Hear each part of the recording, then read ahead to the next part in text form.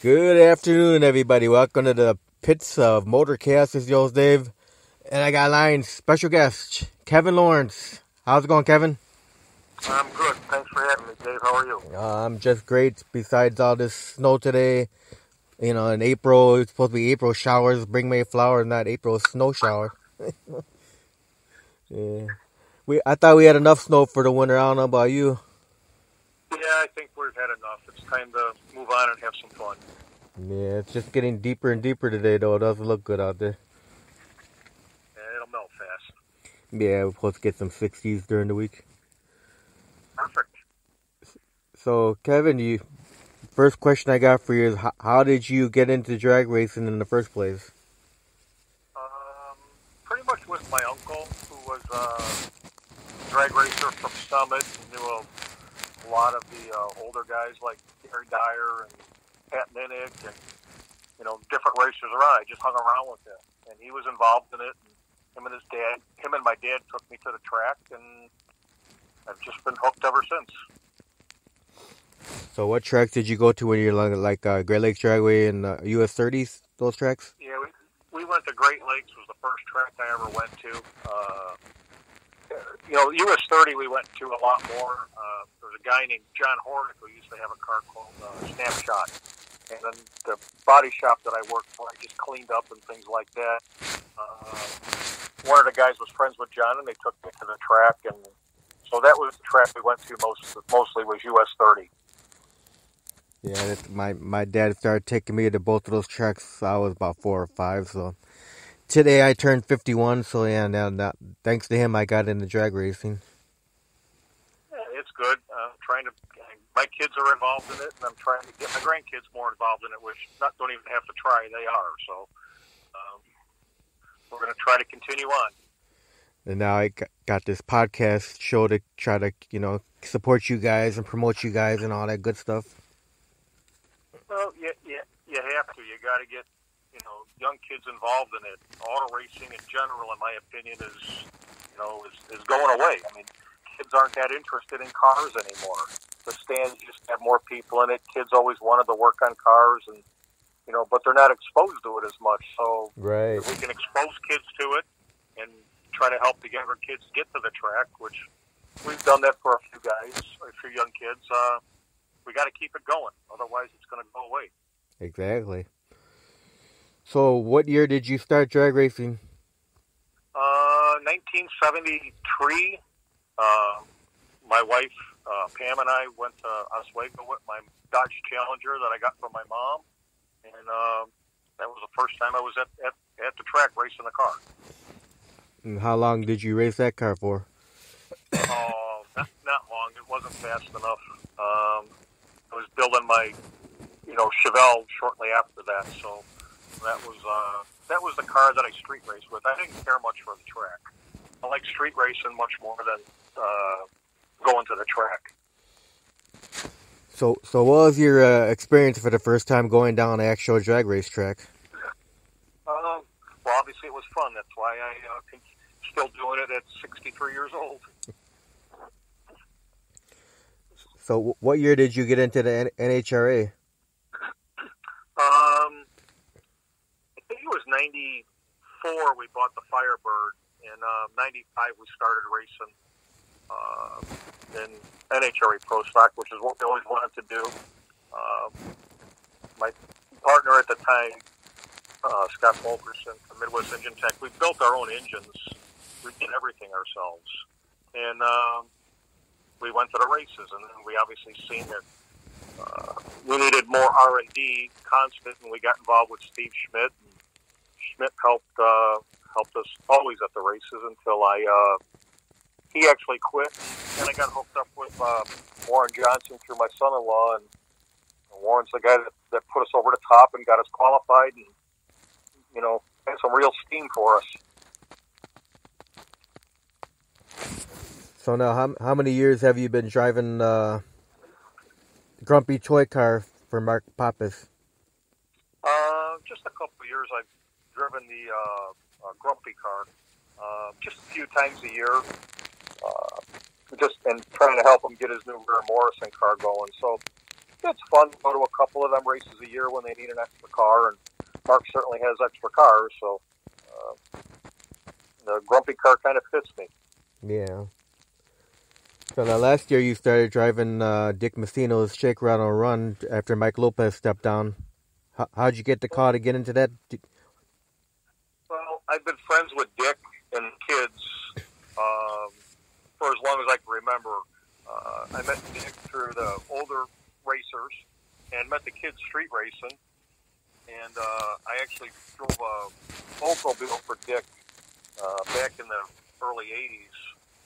And after Dick came back and decided to get the 57 out, I helped him get the car going. We brought it to our body shop, Modern Carriage Works, and Modern is who did all the body work and paint on the car. Gene Tugwell built the chassis, and I drove it then. But I was racing my own pro stock car and didn't have time to race two cars. Right. So made a couple passes down the track. We got the car a little sorted out, and then I had to continue on with mine. So Mike stepped into the seat and drove it. I guess about a year or so ago, 2 years ago, they had a falling out, and I've been talking with Dick about driving it just as a fill-in, and we went to Bowling Green, and we have a lot of fun with all the grandkids and kids, so it's something to do. I have a lot of fun with them guys, and their family and our families all get along, and that's where I'm at with that.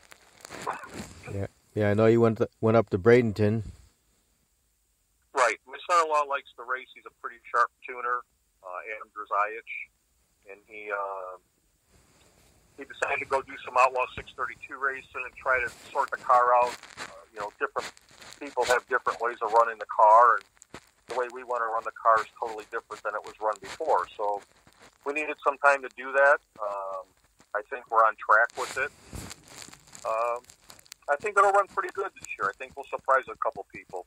It's a fun car. That's what it is. It's a lot of fun to run the car around like that.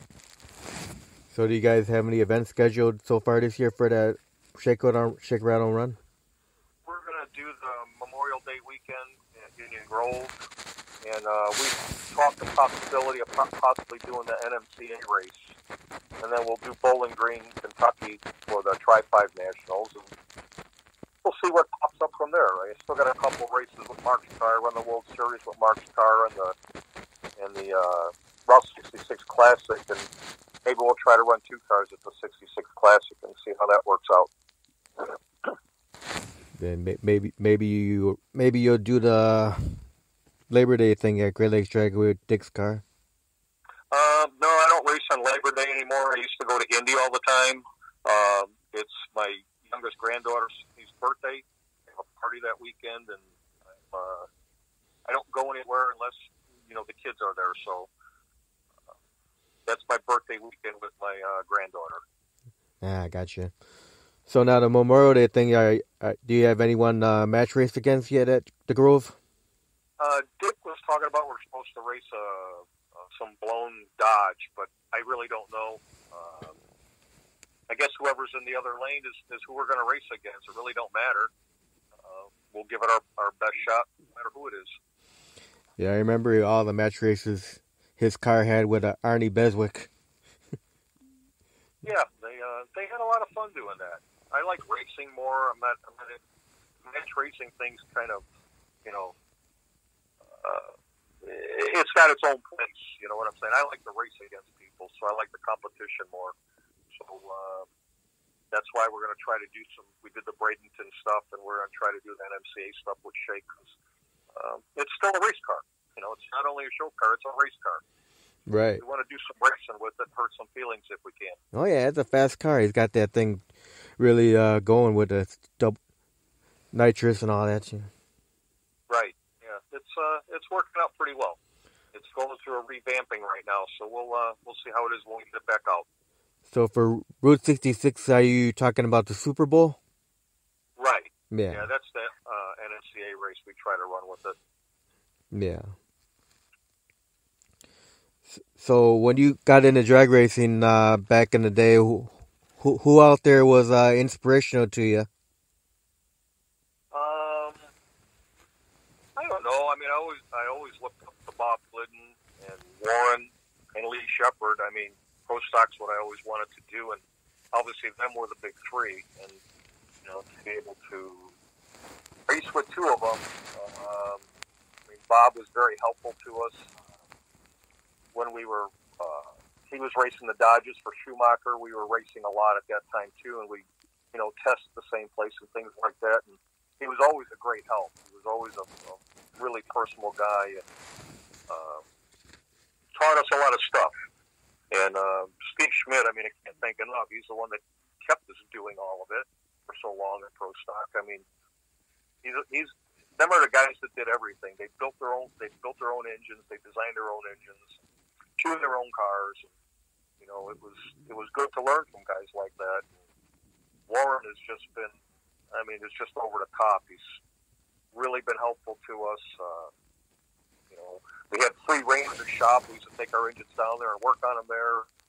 And you can't absorb enough, when Warren's talking to you. So you just listen and learn. And it's been a great ride. It really has been a good ride. So when you used to take the car out for the NHRA, how many crew members did you used to take out with you? I had my best friend Bill Wolf. I had my wife Pam, and my two daughters Danielle and Nicole. And Bill would pretty much do the clutch in the car. Nicole would always work on the rear end. She'd be changing rear gears, get the tires off, swap them around. Danielle would get the valve covers off and check the valve springs and look for broken parts. And Pam kept track of everything. But it was basically us that ran the car. My daughters can both change and adjust the clutch, and they can change valve springs and change rear ends, and they're all capable of doing that. Oh, that's awesome. So now, are there any other kind of race cars that you would love to drive one of these days that you haven't driven yet? I mean, yeah, I'd like to have a funny car once in a while. When I was a crew member on Scheitau, I always thought I would somehow get a chance to do it, but just never panned out. But a funny car would be fun. Pro might be a fun car to drive, but I'm pretty happy with what I'm doing now. I'm getting comfortable in shake. I'm very comfortable in my car. If I race it some more in his Outlaw 632, I think that'll be fun. But no, I'm pretty happy with what I've done. Yeah, I can't wait to see Mike Minnick get that Scheitau Hustler out there. Yeah, he's really a chip off his dad and his grandfather's, a chip off the old block. He's a good driver. He's a good kid, and Danny's a pretty good kid too. Danny knows what's going on with the cars, and Danny used to ride on my lap all the time. He used to travel with us match racing. He always rode with us in the semi. He's always was involved in it, and he's like a sponge. And Mike's a pretty sharp guy. It'll be good to see them get that car out. Yeah. All right, for you, Kevin, when you go out racing, do you have any pre-race rituals or superstitions when you're out on the track? No, just try to do the same thing all the time. But no, I'm not big on superstitions or rituals or anything like that. Other than usually my wife will give me a kiss before we run if they're there. Now, when you had the NHRA Pro Stock, did you have a lot of sponsorship? Oh, we had a lot of help from a lot of people and a lot of marketing partners. But, it was, just enough to keep us going. We put everything we had into it to do it. But, racing NHRA is just a black hole. You just throw money into it. And it's unfortunate Pro Stock's gone that way. But it wasn't when we started. When Scott and I first started, we had a cast aluminum manifold on our car because we couldn't afford a sheet metal one. Scott did every bit of machine work on the engine himself, ported the heads and everything. And back then there would be 35, 40 cars showing up, and we were probably in the mid-20s in qualifying. So we weren't the slowest guys out there, and that was totally home built, engines. But it just got away from that. Now it's just over the top. It's ridiculous, actually. So, for you, how do you prepare yourself for a weekend of drag racing? I'm sorry, I didn't hear you. How do you prepare yourself for a weekend of drag racing? I really don't. I just, I guess I've been doing it so long. I just, grab my fire suit, clothes, and go and race, and don't worry about anything. Just do what you got to do in the car. It becomes repetition after a while, so you can't really think about anything, because if you think about something you have to do in the car, you're not 100% devoted to just doing what needs to be done, which is basically reactionary, I guess. So, Kevin, what are some of your favorite tracks to race on? Oh, Route 66 is obviously my favorite, because it's so close. Cordova, Indianapolis is a great track. And 41. I had a lot of fun at 41 when it started, and I see that the guys are getting that track, back together again, and that track was a lot of fun. But everyone we went to was, I don't think I've ever been at a bad track. We've been to St. Louis and Gainesville and Atlanta, and, Bristol. We've been to a lot of them on this side of the Mississippi, and they're all good. I don't think there's a bad drag strip, to be honest with you. Now, you prefer quarter mile or eighth mile? Quarter mile. I like quarter mile. Eighth mile is what things are changing to, and I understand it because of the costs. There's so much more wear and tear on a quarter mile engine than there is on an eighth mile engine. And I understand that, but until we get to the point where we're wrecking them in the eighth mile like we are in the quarter mile, so far it seems to be a good thing to keep a lot of people racing. Eighth mile racing is very popular. Yeah. They get a lot of drivers, they say they're getting used to it now because it's less wear and tear on the car. Right. It's definitely a lot less wear and tear. But there's something about just getting comfortable when you got the car in high gear and it's hauling ass. That's pretty neat. Gives you about 2 seconds to enjoy it. Yeah, about right when you get to the eighth mile mark, that's about, for a quarter mile, it's about when you're ready to accelerate. Yeah, once you usually get it in high gear, at least in the Pro Stock car, just before the 8th mile, and it's in high gear for about 2.5 seconds. And it's kind of enjoyable, actually.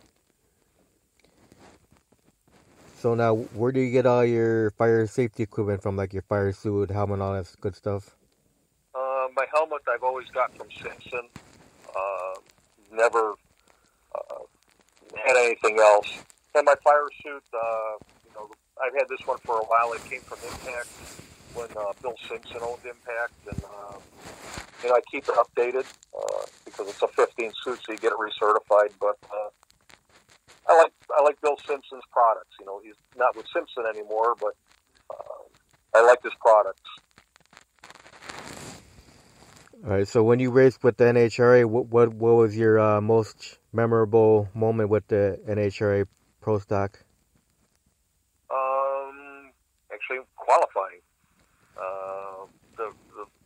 The first time I qualified, which we tried to do, for years, but we never wanted to go to a race where there were 16 cars. You got to remember, when I started this, there was minimum of 30 cars entered. I can remember me and the family being down in Memphis at 107 degrees. I think the bump was an 82 with a 9. We ran an 83 with a 3. And we were 22nd. That's how close it used to be. So finally qualifying in Chicago when there were 18 or 19 cars there, that's my most memorable moment. And it's because it almost didn't happen. Two of my biggest supporters, which was my mom, had passed away earlier, and we, as I pulled in to do the burnout, for some reason I didn't have the car, and I usually put the car in first gear, pull into the water, and get it in the third right before I start to burn it. Well, I put it in third when I pulled in, and as I would pulling the thing back, well, I pulled it all the way back in the high gear, and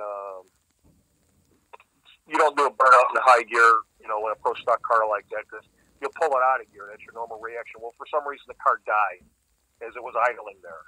And we restarted it, and I did the burnout. We qualified. The last session got rained out, and we couldn't find out why the car died out. It's just pretty interesting that it happened to die out at that moment for no reason whatsoever. And maybe that was just somebody looking down on us to make sure we did the right thing. But, that's my most memorable moment in my car. That and, obviously qualifying that car running 662 at 208 miles an hour with Warren's power was pretty cool. And had Kirk coaching me on my phone and Warren coaching Adam on his phone. And, they were pretty excited we did it too, because that engine that he gave us, that was the best that engine ever ran. It ran the best in our car. So we were pretty happy with that. So what's the fastest you've gone with the Shakerado run so far? 693. We were at a pretty good run down in Cordova. The track was always awesome there. And I wasn't going to make it to the end. The car was hooked up. It was hauling ass, and it was out of RPM just before 1,000 feet, and I clutched it because it was getting ready to hit the chip about 8,100, and went 693 at 171 miles an hour. So then to see that we needed to get some gear out of it since we had the car hooked up and going, and wish I could have made it down. That's why this year I'm looking forward to running at a quarter mile, because I think that car is going to go pretty fast. Now, what would you consider to be some of the milestones of your drag racing career? I don't have any milestones. It's just kind of things that I did. I mean, it's most of my career was half of my career was street racing, and the other half was drag racing. And probably the thing I'm most proud of is being able to do this with my family all these years and staying close. And we're all still together, and they're all drag racers. Both of my daughters drive or have driven cars. My daughter Nicole's runs a door car, and my daughter Danielle drove a dragster. And that's probably the coolest part. Or a milestone, I should say, keeping them involved in it. And I know you said earlier you're hoping to get the grandkids into some junior drag racing later. Yeah, we have a junior dragster we're putting together for the kids right now. All three of them are going to be able to drive, and get their turn, but they all got to work on it, and they do work on it. They have taken it apart, and we're just kind of waiting to get a new roll cage put on it over at Performance Concepts by Uncle Jimmy. And once we get a roll cage in, we'll get it painted up and, get it out there for them, and they'll start doing some racing. Yeah, that'll be awesome. I know Dick Messino's granddaughter has that junior dragster. Yeah, Blaze does a really good job in that car. That's quite a talented girl there. Obviously, it's a beautiful car because everything the Messino's got is pretty and fast. Yeah. So now, besides drag racing, do you have any other hobbies? No. No. That's all. I used to bowl when I was younger and things like that, but no, you're drag racing and you're trying to do it on the income that I have and the budget I have. That's all you do. That's pretty much all I do is drag racing and play with the grandkids. Now, have you had any accidents or close calls throughout your drag racing career, Kevin? We've had a couple close calls. I was driving a car that my daughter was going to drive. It was a Corvette that Pig Drag and Mickey Nikos put together because my daughter was driving for them. And it was a Corvette that had some suspension issues, and we were working on it. And, they had it at a race in Rockford. Johnny Reb was driving on Saturday because my daughter was an emergency room nurse and she was working. So we went there Sunday and made some changes on the car to try to get the car to handle going down the track. And we got it to go down the track, and I was just running it down. And once I stepped off the gas, it just turned sideways and I hit the wall. It had a bump steer issue in the front of the car, and first time we actually got it under power to the lights. And so we wound up fixing it and put it together, sold it. Rick bought it to RJ GSP, and that out and sorted it out, and gave it to Nicole, and she hauled ass in it. And but not really close calls. I mean, you have some issues. I was testing one time and left the warm-up spark plugs in the Venturis of my carburetor because I wanted to run down real quick behind Warren when we were testing at Indy before the Nationals one time, and had the throttle stick and wound up and spun the car out because as I went for the brake, the chute hit at the same time. I hit the brake a little too hard, and it locked it up for an instant. But no, not really. You have issues in a race car where that's why they put a steering wheel in them and a gas pedal so you can work both of them. And that's probably the worst I ever had. And, the safety crew at Rockford was there before the car almost stopped spinning, I believe. And so it wasn't bad. Just put a front half on it and sold the car. Now, throughout your drag racing career, whichever class you've been in, have you had a greatest competitor out there? Oh, I used to race Outlaw Superstock. Bill Houghton, Marty Bilecki, and myself, we started that class. And Bill Houghton was probably the guy I wanted to beat the most. He was a nitrous car. I ran my Camaro on horsepower, and we butted heads constantly. He needed an excuse. That's why he had nitrous. And but we butted heads a lot. And he was probably my biggest competitor. In pro stock, I didn't have a big competitor. I wasn't quite up there yet. I was just trying to qualify. So I didn't have a competitor. And virtually every one of them guys would do anything to help. Ryan Krischer, E-Gaines, Jim Yates, all of them guys were just a tremendous amount of help. So, and I wasn't really competing against them. I was competing against myself, trying to qualify and trying to race pro stock. That's what I enjoyed doing. I enjoyed driving the car. So my biggest competitor throughout my racing career was probably Outlaw Superstock, was racing Bill Houghton, which I still going to line up against him again someday here pretty soon. So we'll see. All right. Now, throughout your career, have you won a lot of plaques, trophies, stuff like that? I won some stuff. We did real good in NMCA Pro Stock. When they started that class, we went to they had 4 exhibition races, and we were invited to the last race in Norwalk. We won that race, low ET. We were the first 6-second car. But I was driving Nino Cavello's Dodge then. And we put that in the corner, and we put a small block in my Cobalt, crashed and put a motor together, and we went to 4 races or 5 races. We were number 1 qualifier at every one, and I won 2 of 3 finals, I think I was in. Or no, 2 of 5 finals I was in. So, that was kind of neat. Won money with that. Dick Maskin from Dart actually paid the purse for that, along with several smaller competitors, Total Seal, $3, things like that. And we made a lot of money. We got some trophies, but we made a lot of money racing with that. We did well. I used to race snowmobiles. I drove snowmobiles for Competition Plus, a company out of Chicago Ridge, Illinois. Barry Rose owned it. And I was the driver for 6 or 8 snowmobiles. JC built the chassis. Brian Truesdale did all the tuning and engine building, and Barry supplied all the resources to go racing. And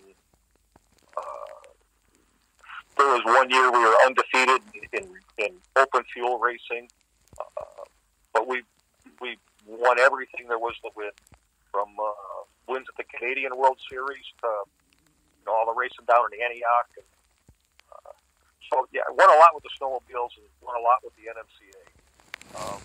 Outlaw Superstock did okay, and obviously NHRA Pro Stock. I didn't win anything, but I qualified, and that's what I wanted to do a couple times.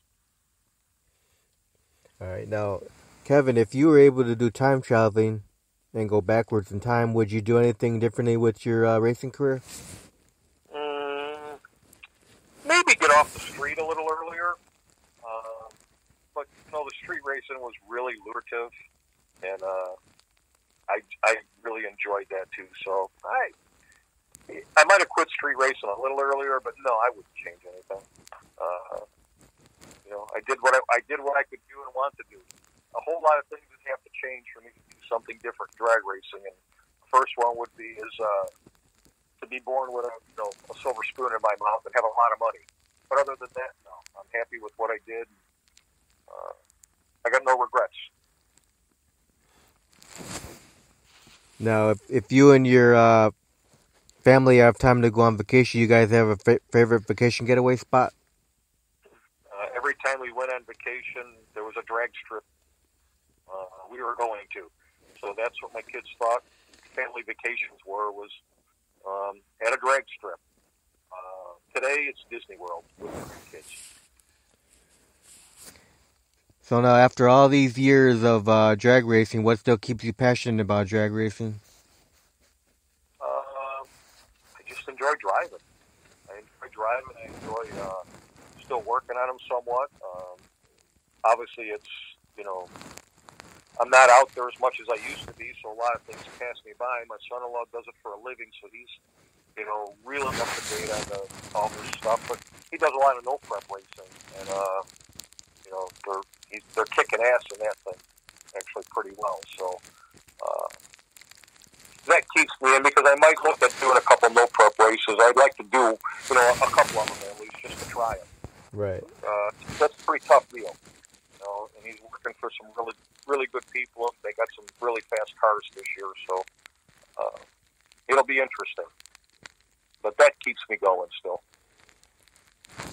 All right, so this should be an easy question for you, Kevin. What's your favorite food to eat? What's my favorite food? Yep. I'd have to say steak. Steak and potatoes? Yep. All right, what's your favorite beverage? Kool-Aid. Kool-Aid, really? Yeah, I don't drink any alcohol. So, yeah, Kool-Aid. And a good Pepsi once in a while. What's your favorite movie of all time? American Graffiti. Gotta be a racing movie, huh? Yeah, it was just a fun time. It was a lot like Dukes used to be when we started Dukes. That's exactly what it was like with street racing and everything else, 100%. It was, Dukes was American Graffiti. What's your favorite music? Beach Boys. Now, when you were growing up, did you have a favorite cartoon when you were a kid? No, not really. Watched them all when we could. How about TV shows like Leave It to Beaver, stuff like that? Any favorite TV shows? Probably Batman. Okay, what's been your most embarrassing moment on the track? My most embarrassing moment on the track? Yeah. I don't know. Can't really think of one. The steering wheel came off on the burnout one time at Indy, so that might have been a little embarrassing. I was out there for a while trying to get it back on because I couldn't get it back on. But so how long did it take to get it back on? enough time where they came up to the car to see what the hell was going on. And I thought they were going to make me shut it off, but I got it back on right about that time and was able to get it backed up. Now, if you weren't a drag racer, you have any clue what you'd be doing with your life? Oh God, no, not at all. Don't have any interest in anything else but racing. It's just who I am. What's been the fondest memory of your drag racing career? Just qualifying at my first national event in Pro Stock was my goal for a long time, and that was at Chicago here, with all my family and friends around that could be. That was the best place to qualify then. Yep, yeah. It was a fun time. You thought we won the race. They were yelling so much in our pit. Now, how important do you think it is for kids to come out and watch drag racing these days, to be spectators? Well, I think it's a good idea for them to watch it. I think it's an even better idea for them to be someone involved with something, to get their hands in it. My oldest granddaughter at 3 years old was, she was responsible to get parachute packs ready to pack parachutes that are on in her aunt packing for me. And that was a big deal to have some involvement with them. And even the grandkids now, two of them are 5 and one's 7. They all have little things they do at the track when we're with Grandpa's car. And that's important. Cody Medicis is a kid that we help, and he's just done an awesome job with his S10 pickup, which he built and designed himself. And he's ran drag week with it, and he's gone really fast with it. That's a result of somebody whose parents spent time with him at the drag strip, and it keeps him involved now. And he's an awesome painter at our body shop, and everything he touches, he seems to do a good job at. But that's because he's hands-on. He's been hands-on since he's been old enough to walk. So I hope my grandkids are like that when they're his age. Yeah, there's too many kids that are like glued to the video games these days. Right. Well, Vince owns Modern Carriage Work. That's a big thing. He has his grandson involved in dirt bikes and go-karts and things like that. And, little Vince gets to play with his video games, but Big Vince has him at the shop and gets him involved in things, and, that's going to keep him on the right path. But you got to do that today. Bill Miller, that builds the Pistons and rods. And they had a big meeting at Pomona last year at the World Finals, and Greg Anderson was, just bitching up a storm about no TV time. And Bill Miller stood up and said, what do you want? What do you want us to give you? You guys have refined your class so much that it's boring to watch. It's very close racing, but it's boring. People leave the stand. What do you want NHRA to do? How do you expect them to get people to watch you on TV? People in the stands don't want to watch you. And he said that Pro Stock is just the canary in the mine. It's going to be the first to go. And he sees fuel racing not being far behind if they don't start bringing people, kids into the sport to keep kids involved. And, I firmly believe NHRA needs to reach out to these kids. They need to start going back to schools. Schools need to get, some shop classes going again to get these kids hands-on. Not everybody's going to be a doctor, an engineer, or a white-collar worker. Right. You still need people to work. And you need these classes in school, and NHRA needs to reach out to these schools and get these kids involved. Otherwise, it's going to go away. Because it's easier to play with a video game. They have a lot of fun playing video games. A friend of my son is a hired NASCAR video driver for Penske. And NASCAR's not doing that great either, but it looks like they're trying because Little Tedeschi he's a paid driver for Penske, for strictly on the video game. So maybe NHRA needs to look into some different ways of doing things. We have to make racing great again. Yeah, got to have the kids involved to do it. They have to be involved. Well, they are the future. Yeah, I mean, let's face it. We're getting older. You know, you got some iconic guys like Dick Messino who've been around for a while, and it's trickled down with his kids. You know, Paul and Chris are so involved in it. Blaze is doing, you know, racing now and so involved in cars, and it's you got to keep it going. You know? Yeah, I agree with you. So now, if people want to follow you and see what you're going to be doing racing this year, what's the best way? Your racing page on Facebook? Yeah, we have my family has a Kevin Lawrence racing page, and you know, we post stuff on there and my Facebook page. Just keeps up with what the Lawrence family's involved in. Not so much all what I'm doing, but obviously what Adam's doing and things like that, because he's you know, he's a pretty busy guy out there, and they're doing a lot of racing, and so that's how they follow with us. And, I guess that's how you keep track of us.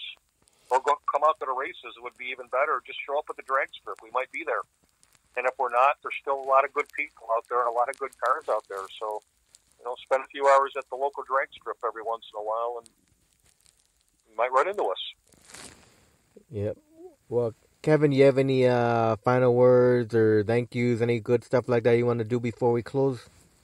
Well, I obviously like to thank everybody that's helped my career. And, you know, my wife, Pam, my daughters, Danielle and Nicole, my son-in-law, Adam, my grandkids, Vince at Modern Carriage Works. When I went to work for him, he kept me involved in the sport. Bill Wolf, who's been there for every race I've pretty much ever been to. Jim Costa, lifelong friend from Performance Concepts. Messino family, for making racing fun again with us. Everybody, there's everyone has helped me along the way. There's so many people. I've not been able to do any of this myself. It's been a tremendous amount of help. Yeah, I want to thank you very much for taking time to do an interview today, Kevin. Thanks for having me, Dave. Have a good day. And my wife and I will be at the Grove Memorial Day. I don't know if it'll be Saturday or Sunday, but one of those days we'll be up there anyway. We'll make sure you stop by and see us. I definitely will. You have a great day. You too. Bye-bye.